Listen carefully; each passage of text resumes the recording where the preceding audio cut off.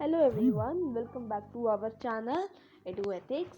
So if you are new to this channel, hi, my name is Shirja Mathur and I will be very grateful if you take a moment and subscribe to our channel below. और आज हम करने वाले हैं class 6 English chapter 9 English literature chapter 9 for the love of nature. So let's get started with our today's topic. Now get set. Identify the difference between these pictures. तो हमको identify करनी है इन दोनों पिक्चर्स के बीच में जो डिफरेंस है. Discuss the reasons for effects of and solutions to the situation in the second picture. यानी कि देखिए डिफरेंस हमको नज़र आ रहा है.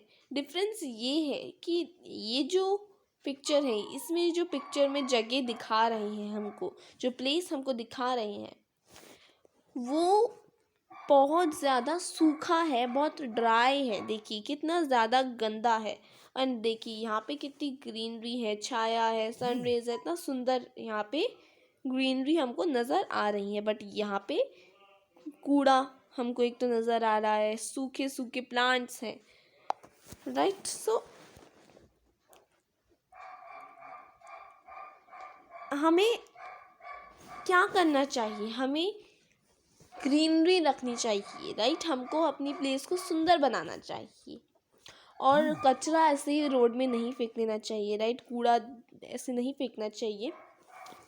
हमको खूब प्लांट्स उगाने चाहिए, राइट. चलिए अब हमारा चैप्टर है, इसी से रिलेटेड है, नेचर से रिलेटेड है.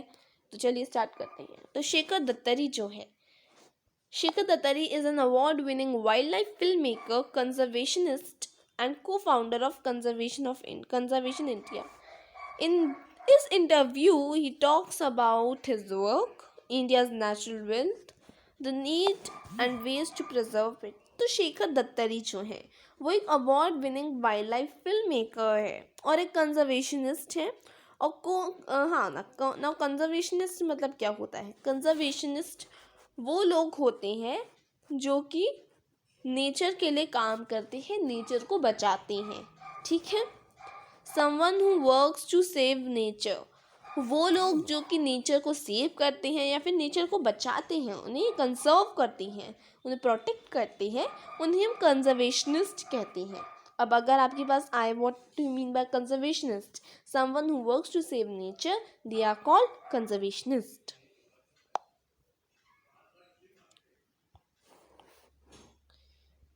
और वो को फाउंडर है कंजर्वेशन इंडिया. तो कंजर्वेशन इंडिया जो है एक कंपनी है, राइट. और उसके जो को फाउंडर है वो शेखर दत्तारी हैं, wildlife film maker Shekhar Dattari, ठीक है. और अपने इस इंटरव्यू में वो बताएंगे कि कैसे वो अपने काम के बारे में बताएंगे, इंडिया की नेचुरल वेल्थ के बारे में वो बताएंगे, टॉक करेंगे. The need and ways to preserve it, और वो नीड्स और वेज बताएंगे नेचर को प्रिजर्व करने के लिए, right. How to preserve nature and he will tell the needs and the ways to preserve it. Let's read section 1. So this is the question, this is the highlighted one. Could you tell us how you became interested in wildlife? तो क्या आप हमें बता सकते हो कि आप wild life में कैसे इंटरेस्टेड हुए, और फोटोग्राफी, फिल्म मेकिंग, कंजर्वेशन, इन सब चीज़ों में, wild life photography, film making, conservation में, इन सब चीज़ों में आप कैसे, आपका इंटरेस्ट आया, कैसे आप इंटरेस्टेड हुए. तो वो स्टार्टिंग से लेके एंड तक सब कुछ बताएंगे. आई वॉज वेरी अट्रैक्टेड, तो मैं बहुत अट्रैक्टेड था नेचर में, नेचर के लिए. I was very attracted to nature even as a child. तो नेचर से जो है मैं बहुत अट्रैक्टेड था. जब मैं छोटा था तब से ही मैं बहुत ज़्यादा अट्रैक्टेड था नेचर से. मुझे बहुत ज़्यादा शौक था देखने का. Our small garden was home to a variety of creatures.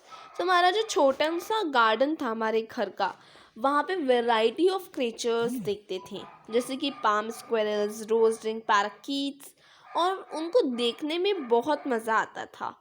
And it was fun to watch them.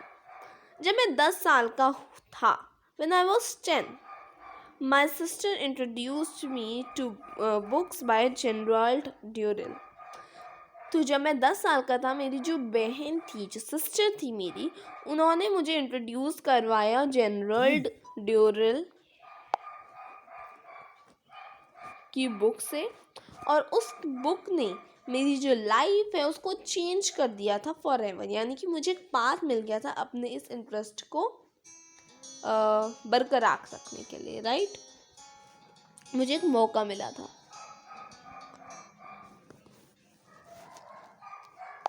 These and books by other naturalists such as Conrad Lawrence, तो ये जो बुक्स थी अदर नेचुरलिस्ट के द्वारा, जैसे कि Conrad Lawrence, George scholar, Jane Goodall, ये सब जो बुक्स हैं, इन्होंने मुझे क्या बताया? इन्होंने मुझे बताया हाउ टू ऑब्जर्व, कैसे ऑब्जर्व करते हैं और स्टडी करते हैं क्रिएचर्स को अराउंड मी अनऑब्सेसिवली, यानी कि बिना किसी रोक के, बिना किसी टोक के, बिना किसी डिस्टर्बेंस के, बिना किसी रोक टोक के, बिना किसी डिस्टर्बेंस के, अनऑब्सेसिवली, right?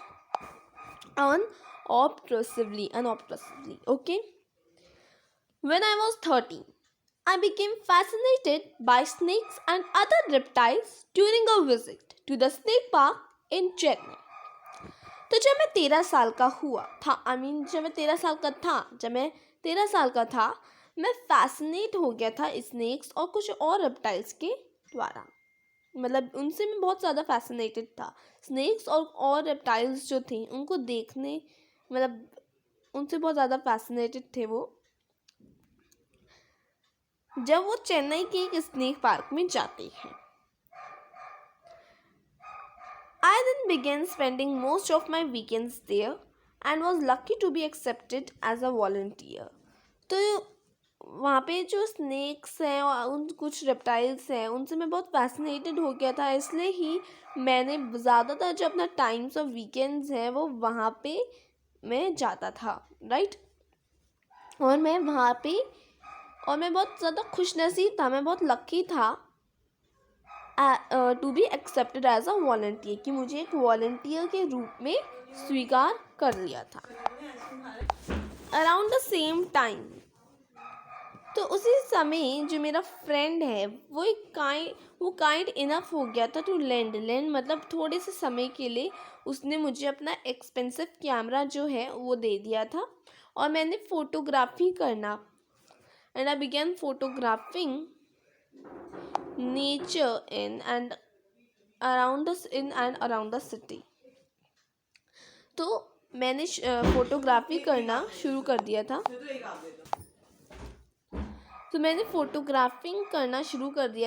मतलब मैंने नेचर की जो फोटोग्राफिंग है उसको शुरू कर दिया था पूरी सिटी में, यानी कि पूरी सिटी में मैं नेचर जो है उसकी फ़ोटोज़ क्लिक करता रहता था, फोटोग्राफी करता रहता था।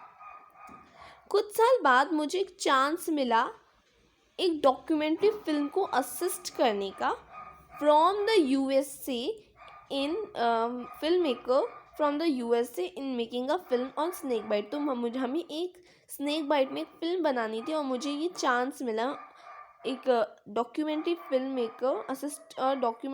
Maker from the USA in making a film on snake bite. और ये जो है, इस बात से जो मेरा इंटरेस्ट है वो स्पार्क्ड हुआ फिल्म मेकिंग, और फिल्म मेकिंग को मैंने एक फुल टाइम करियर बनाया as a wildlife film maker. और ओवर अ डिकेड मतलब for over 10 years। For over a decade means for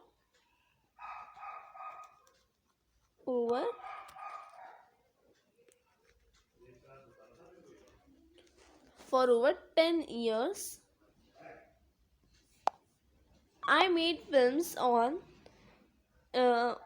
nature for international television channels for over a decade। यानी कि 10 साल में मैंने फिल्म्स बनाई। मैंने क्या करा, फिल्म्स बनाई ऑन नेचर पे मैंने फिल्म्स बनाई फॉर इंटरनेशनल टेलीविज़न चैनल्स। यानी कि इंटरनेशनल टेलीविज़न चैनल्स वो चैनल्स होते हैं जैसे कि BBC अर्थ, वाइल्ड लाइफ, जो कुछ चैनल होते हैं, डिस्कवरी, ये जो चैनल्स हैं ये है तो किसी और कंट्री के, लेकिन ये इंटरनेशनल टेलीविज़न चैनल्स है, यानी कि वो एक ये चैनल्स एक पर्टिकुलर कंट्री में नहीं आएंगे, ये पूरे वर्ल्ड में आएंगे, राइट। ये चैनल्स पूरे वर्ल्ड में आएंगे, ओके। सो इन्हें इंटरनेशनल टेलीविज़न चैनल्स बोलते हैं, ओके। जो कि पूरे इंटरनेशनली यानी कि पूरे वर्ल्ड में जो चैनल्स टीवी चैनल्स आते हैं, यानी पूरे जो वर्ल्ड में टीवी चैनल्स आते हैं उन्हें हम इंटरनेशनल टेलीविज़न चैनल्स बोलते हैं। तो उन्होंने इंटरनेशनल टेलीविज़न चैनल्स के लिए काम किया। उन्होंने थॉरली बहुत ज़्यादा इन्जॉय किया ट्रैवलिंग को अराउंड द कंट्री। पूरी कंट्री में वो घूमते थे और वॉच करते थे और फिल्म करते थे सारे काइंड्स के वाइल्ड लाइफ, टाइगर से लेके टर्टल्स तक। However, the conservation of wildlife has always been close to my heart. तो कंजर्वेशन ऑफ वाइल्ड लाइफ जो थी, जिन्होंने बनाई, वो हमेशा उन पे से बहुत करीब थी, क्योंकि ये काम उनको बहुत पसंद था। सो आई डिसाइडेड टू यूज़, तो उन्होंने डिसाइड किया कि मैं अपनी स्किल्स को एज अ फिल्म मेकर, मैं फिल्म्स को कंजर्वेशन इश्यूज़ पे भी बनाऊँ, यानी कि कंजर्वेशन इश्यूज़ यानी कि जो नेचर को प्रोटेक्ट कैसे कर सकते हैं, वेज को बताऊँ मैं, और नीड्स बताऊँ, क्या क्या ज़रूरतें हैं नेचर को protect preserve I mean conserve करने के लिए, राइट।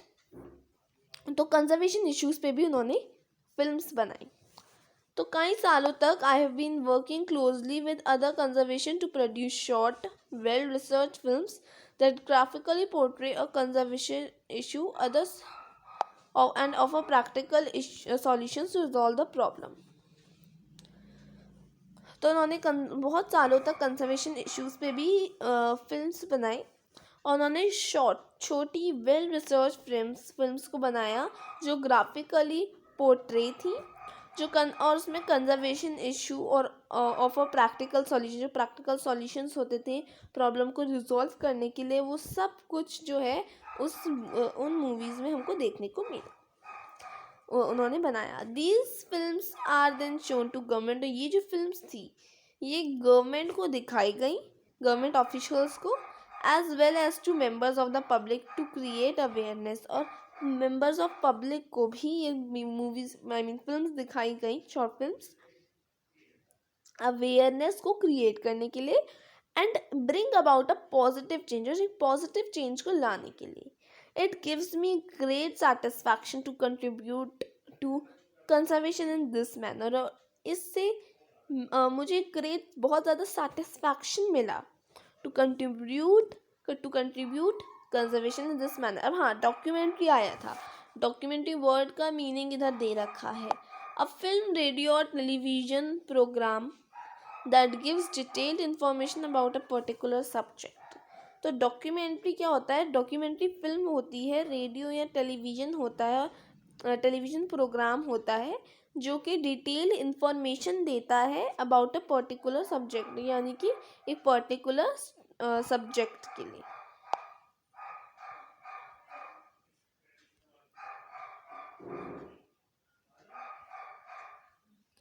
अभी एक पिक्चर दे रखी है हमें, the two king cobra hatchling emerging from their eggs at the Madras snake fight. तो ये देखिए, दो किंग कोबराज हैं जो कि अपने एग में से हैच हो रहे हैं, बाहर निकल रहे हैं ना।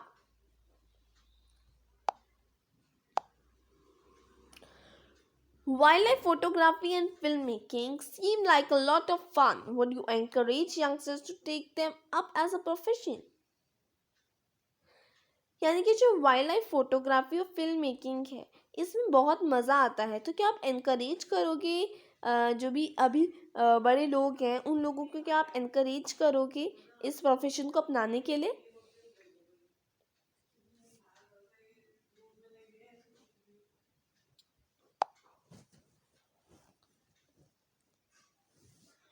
For those with an interest in nature and a creative आई।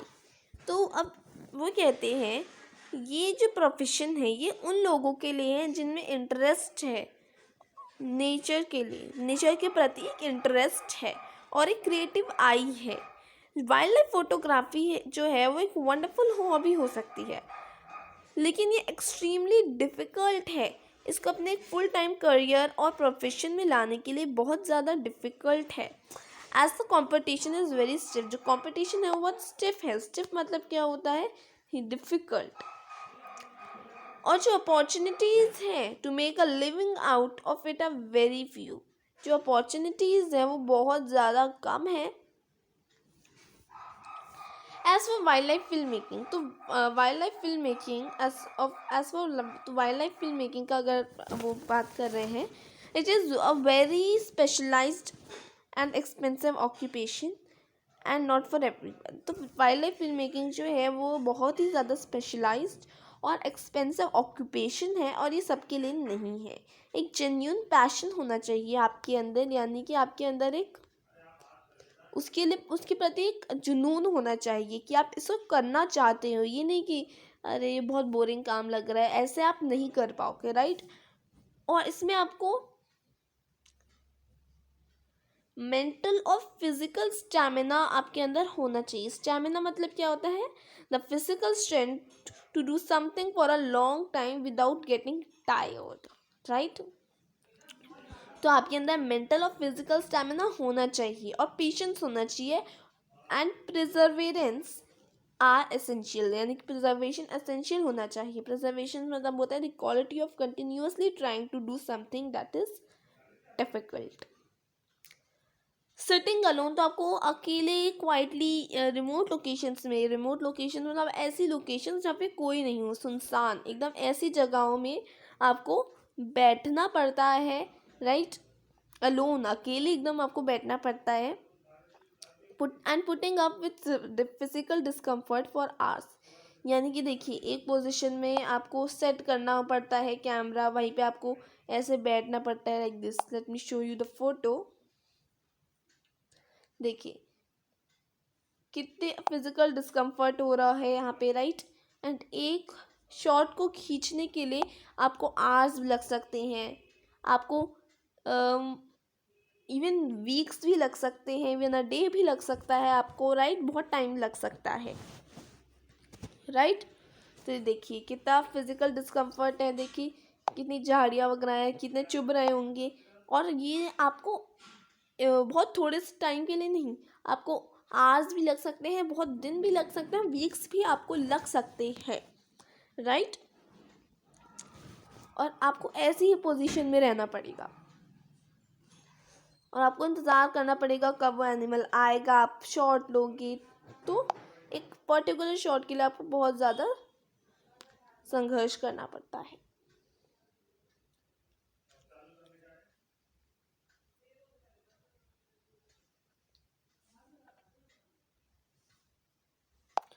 और जो मॉनेटरी रिवॉर्ड्स हैं,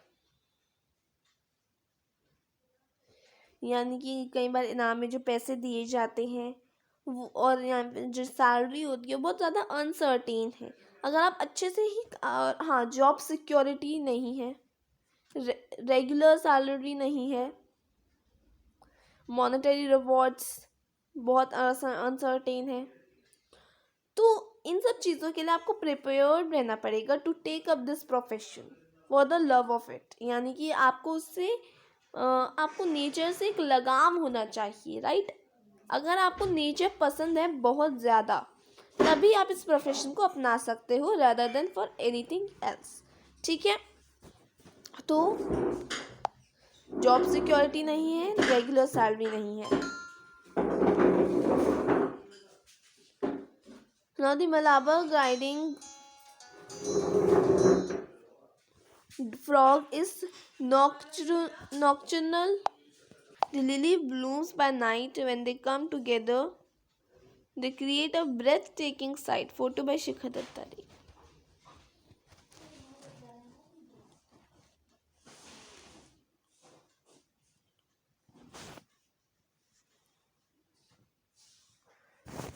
Which do you find most satisfying wildlife photography? Film making और कंजर्वेशन एक्टिविटीज़। तो अब उनसे पूछा जा रहा है कि आपको ज़्यादा सेटिस्फाइंग क्या लगा, wild life photography, film making या फिर कंजर्वेशन एक्टिविटीज़। तो वो बताते हैं कि सारी जो एक्टिविटीज़ हैं वो बहुत रिवॉर्डिंग थी इन देयर ओन वे, और वो क्लोजली इंटरवाइंड थी, यानी कि इंटरकनेक्टेड थी with the work I do. Photography और फिल्म मेकिंग जो है वो अलाउ करती है me to effectively communicate the need for conservation to others, and hence I regard them as invaluable tools for conservation। जैसे कि फोटोग्राफी है, फिल्म मेकिंग है, ये मुझे इफेक्टिवली कम्युनिकेट करने देती है the need for conservation to others, और इसीलिए मैं इनको इनवैल्यूएबल टूल्स मानता हूँ कंजर्वेशन के लिए, क्योंकि इससे मैं औरों को शो कर सकता हूँ conservation issues and all, right.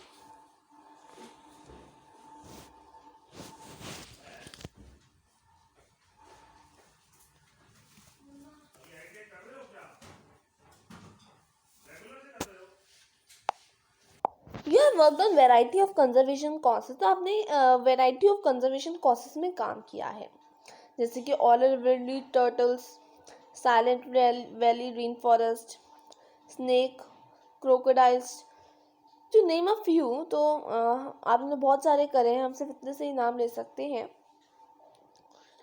Is there one that is close to your heart. तो इसमें से क्या कोई है जिसमें आपने काम किया है जो आपके सबसे ज़्यादा करीब हो, जिस काम को सबसे ज़्यादा आप पसंद करते हो, जिसमें आपको सबसे ज़्यादा इंटरेस्ट है और मज़ा आया है, वो आप हमें बताइए। अब देखते हैं वो क्या बताते हैं। The conservation cause. तो जो कंजर्वेशन कॉज है, जो कि क्लोजेस्ट है मेरे हार्ट के, which ever one I am currently focused. तो वो काम जो कि मैं करेंटली कर रहा हूँ, वो काम जो कि मैं करंटली कर रहा हूँ, वो अभी उसको मेरे को ज़्यादा मज़ा आ रहा है, बहुत मज़ा आ रहा है, राइट। तो for me all them are equally important and deserving utmost dedication। तो मेरे लिए सारे काम ही जो है ये बहुत ज़्यादा मेरे लिए इम्पोर्टेंट है, इक्वली इम्पोर्टेंट है एंड डिज़र्विंग, और इन सब कामों में अटमोस्ट डेडिकेशन, सबसे ज़्यादा डेडिकेशन लगाऊंगा। How would you rate nature conservation in India? Are we doing enough? What more can और शुड वी डू? तो अब पूछा जाता है उनसे कि आप नेचर कंजर्वेशन ऑफ इंडिया, मतलब sorry, nature conservation in India, जो नेचर कंजर्वेशन है इंडिया में, क्या आप उसको रेट कर सकते हो? क्या हम इनफ कर रहे हैं, और क्या हमें करना चाहिए और क्या हमें नहीं करना चाहिए? व्हाट कैन और should we do? India is blessed with a vast variety of natural habitats. तो इंडिया जो है वो बहुत ज़्यादा वास्ट वेराइटी ऑफ हैबिटेट से है, natural habitats, ranging from mountains to deserts and rainforests to coral reefs। What do you mean by coral reefs? Coral reefs मतलब होता है a line of hard rocks formed by certain marine animals on shallow ocean floors. Inhabiting these habitats is an even more vast array. Array means a large group of collection. Means large group of creatures, large and small, from elephants to ants and tigers to termites, over 650 centuries। तो 650 centuries से भी ज़्यादा जो national parks हैं, जिनको PAS बोला जाता है, PAS मतलब protected areas, have been set aside to protect and preserve this wildlife treasure। तो इनको क्या कर रखा है, इनको प्रोटेक्ट कर रखा है, प्रिजर्व कर रखा है इस वाइल्ड लाइफ ट्रेजर को, यानी कि इसमें बहुत ज़्यादा आकर्षित एनिमल्स हैं, और इसीलिए ये जो नेशनल पार्क्स हैं इन्हें प्रोटेक्ट कर रखा है। और इसमें PAS लगा रखा है, protected areas. And laws have been enacted to protect nature. However much more needs, यानी कि और ज़्यादा जो नीड्स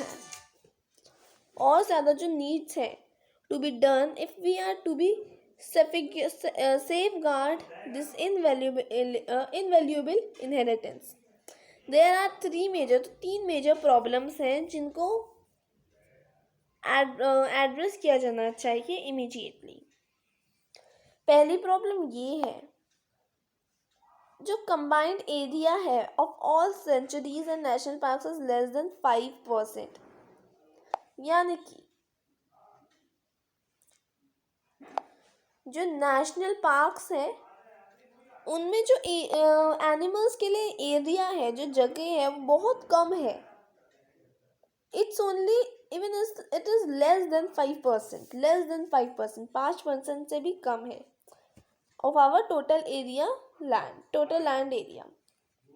और ये सिंपली इनफ नहीं है, और हमारा गोल ये है कि इसे इंक्रीज करना चाहिए और 10% तक पहुंचाना चाहिए। ये जो एम्पल स्कोप है, एम्पल मतलब बहुत ज़्यादा, plenty, there is ample scope to do this, यानी कि बहुत ज़रूरत है इसको करने की। As there are many more forest areas, जो जैसे कि बहुत सारे फॉरेस्ट एरियाज है कंट्री में, that can be declared as PAS। बहुत सारे जो फॉरेस्ट एरियाज है कंट्री में उनसे PAS डिक्लेयर कर देना चाहिए, यानी कि आप उसमें जा सकते हो लेकिन आप हंटिंग या किसी एनिमल को टॉर्चर नहीं कर सकते हो। And accorded better protection, accorded मतलब क्या होता है? अकॉर्डेड मतलब होता है गिवन प्रोवाइडेड।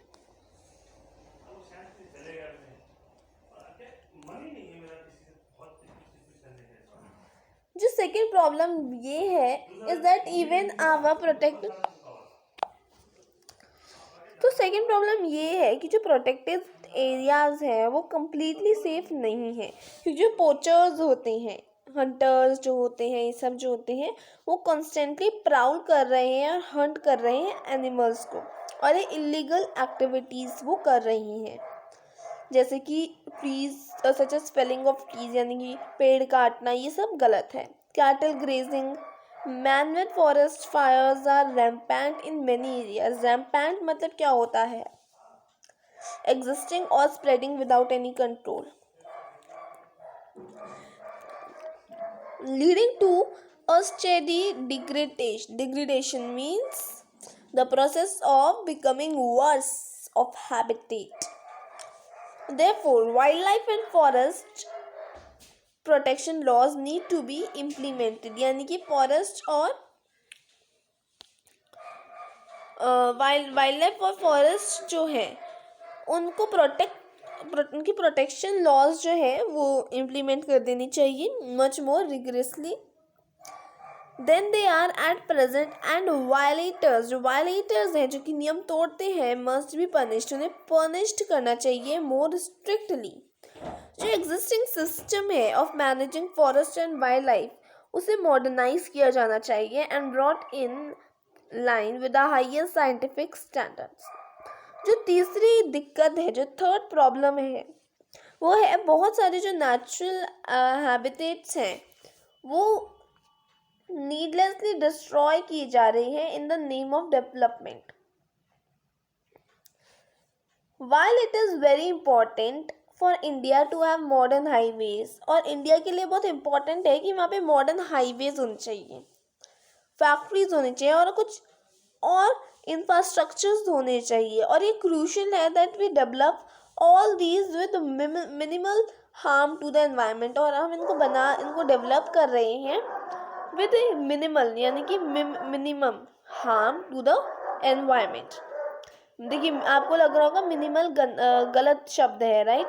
इसकी स्पेलिंग मिनिमम होनी चाहिए, लेकिन मिनिमल और मिनिमम सिमिलर वर्ड्स हैं, they are synonyms. Okay, through careful planning of land use. Next है, how do you think children can help protect and preserve nature. तो अब उनसे पूछा जा रहा है कि आपको क्या लगता है कि जो बच्चे हैं वो कैसे नेचर को प्रिजर्व कर सकते हैं और प्रोटेक्ट कर सकते हैं। तो वो कहते हैं it may not be possible, तो ये पॉसिबल नहीं हो सकता बच्चों के लिए टू डू बिग थिंग्स, यानी कि बड़ी चीज़ें करना ये नहीं हो सकता। Protect and preserve nature while still in school, यानी कि आप प्रोटेक्ट करना, प्रिजर्व करना नेचर को और आप स्कूल में हो, ये नहीं हो सकता। लेकिन बच्चे एक काम कर सकते हैं, क्या कर सकते हैं, वो लर्न कर सकते हैं एज पॉसिबल अबाउट नेचर, यानी कि नेचर के बारे में बहुत सारी चीज़ें जान सकते हैं read by reading, by watching, और वाइल्ड लाइफ डॉक्यूमेंट्रीज को देख के और फील्ड ट्रिप्स में जाके वो क्या कर सकते हैं, स्टडी कर सकते हैं। अब बर्ड वॉचिंग जो है वो बहुत ही फैसिनेटिंग हॉबी है that anyone can take up, यानी कि बर्ड वॉचिंग जो है वो एक फैसिनेटिंग हॉबी है जो कि कोई भी ले सकता है, और ये इन्वॉल्व करती है बहुत ही कम एक्सपेंस को, यानी कि ज़्यादा खर्चा नहीं होता इसमें। And one need not even go very far to watch birds. There are many species, तो बहुत सारे स्पीशीज हैं जो कि क्या करते हैं, जो कि रहते हैं within the city, and many more that live in and around farmlands and water bodies on the outskirts. Systematically watching and observing birds, तो सिस्टमैटिकली अगर हम वॉच करें, ऑब्जर्व करें बर्ड्स को, will give you a very good foundation in understanding how nature works. All you need, तो जो भी आपको चाहिए, are a pair of good binoculars,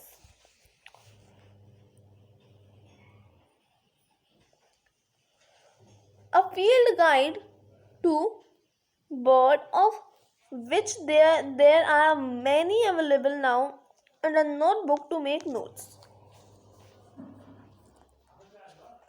अब हमारा लास्ट पेज है तो कंप्लीट कर लेते हैं। At home you can raise and tend plants and if space is available, और अगर जगह बची है तो प्लांट्स और ट्रीज को आप लगा सकते हैं। You should also develop a consciousness to avoid waste of any kind, whether it is food, water or electricity. In fact, all waste, जो सारे वेस्ट हैं, फूड, फ्रूट और वेजिटेबल पील्स जो हैं, वो उनको कंपोस्टेड किया जा सकता है, और जो natural fertiliser that results should be used for the plants at home. You will be adults one day, आप बड़े हो जाओगे एक दिन। So all the knowledge you gain today, यानी कि जो भी नॉलेज आप अभी गेन कर रहे हो और सारी जो गुड प्रैक्टिसेस हैं आप अभी अडॉप्ट कर रहे हो, वो आपको एक रिस्पॉन्सिबल सिटीजन बना सकता है जब आप बड़े हो जाओगे। एंड हम ब्लेस्ड हैं to live on a beautiful planet, हम एक सुंदर प्लानट में रहते हैं जो कि कॉन्स्टेंटली थ्रेटन किया जा रहा है by the activities of the over 7 billion people around the world. और ये समय है, ये टाइम है to start caring for nature, because without a healthy planet we can not be healthy और happy. So that's all for today. तो कैसा लगा वीडियो ज़रूर बताइएगा कमेंट बॉक्स में। अच्छा लगा तो वीडियो को लाइक, शेयर एंड सब्सक्राइब करना ना भूलें। तो इस वीडियो में हमने पढ़ा for the love of nature, right. तो आई होप आपको समझ में आ गया होगा, एंड देन नेक्स्ट वीडियो में हम इसके क्वेश्चन आंसर्स कर लेंगे, राइट। और जो भी हमारा जर्मन का है वो हम करेंगे, German, maths, Hindi I think हमने करवा दिया है। एंड तो अब आपका क्या बच रहा है, मैथ्स बच रहा है, साइंस, सब कुछ आपका हम करवाएंगे। तब तक के लिए stay tuned and please don't forget to like, share and subscribe to our channel. Thank you.